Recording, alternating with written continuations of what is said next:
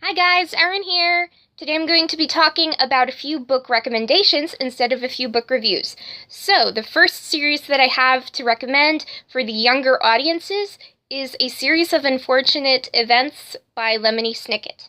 It is a gothic fiction mystery series about three siblings who go on a series of adventures, thus a series of unfortunate events. I remember reading the books as a kid, but I didn't finish the series, so I don't know how it turns out. And I don't watch a lot of TV, so to begin with, I don't know how the series ends. So I'm actually going to be rereading the series so I can give out even more extensive book recommendations. About the series, the rating, Rotten Tomatoes actually rates it as 95%, whatever that means. I really don't know what that is, but it doesn't sound delicious. Another book series that I'm going to recommend is the Beyonders series by Brandon Mull, and that's young adult fiction and fantasy. And that's about a world without heroes that's in need of a hero, and there's actually a warning for heavy violence within the short start of a long adventure. I wonder if this is really a good book for a 6-year-old to be reading, although at Barnes & Noble there's this section that says kids 6 and up, and I found the book there, so I'm wondering, okay, can a 6-year-old handle the violence?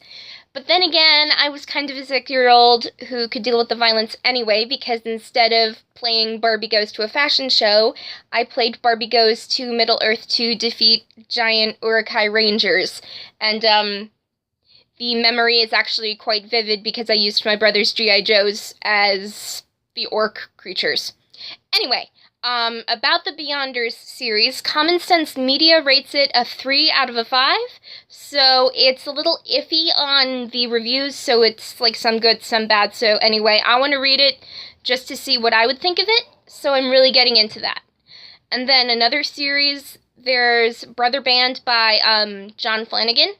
That is another fantasy adventure series about young boys who are sorted into clans called brother bands, and two boys, Turscud and Rolland, are invited and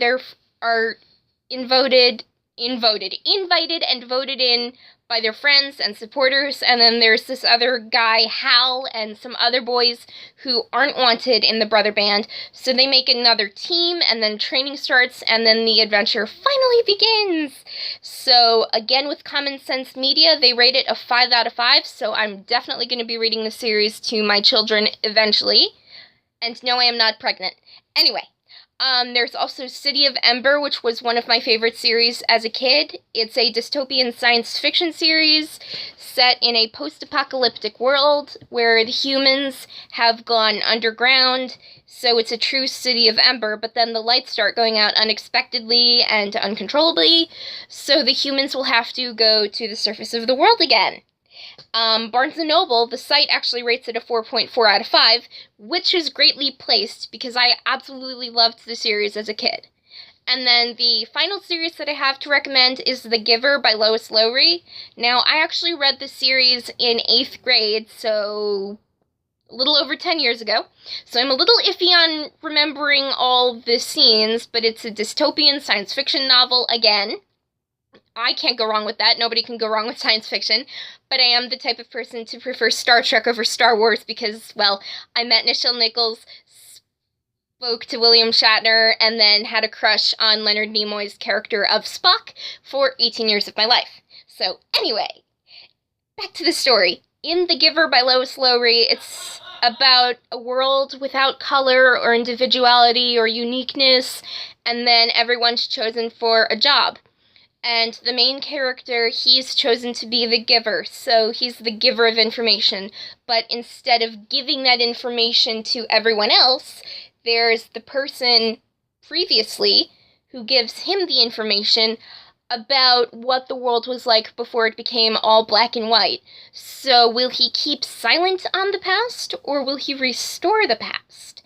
Barnes & Noble rates it at a 4.3 out of 5, and as I recall from reading it in my childhood, I really didn't enjoy the series, but now that I'm actually really into dystopian novels at this point, I'm thinking to myself, I should totally reread it and see from a different viewpoint what it's like. So anyway, that's what I'm going to be doing after I finish reading all these books, the books on my shelf over there and the books on my shelf over there. So I have like 4 years of reading to do, and fun fact, if I stopped buying books altogether, and I read 1 book a week until my collection was done, it would take me about 3 to 4 years to finish every single book, and that's not including my 500 Kindle books. I'm just talking about the paperbacks and the hardcovers, so that's it.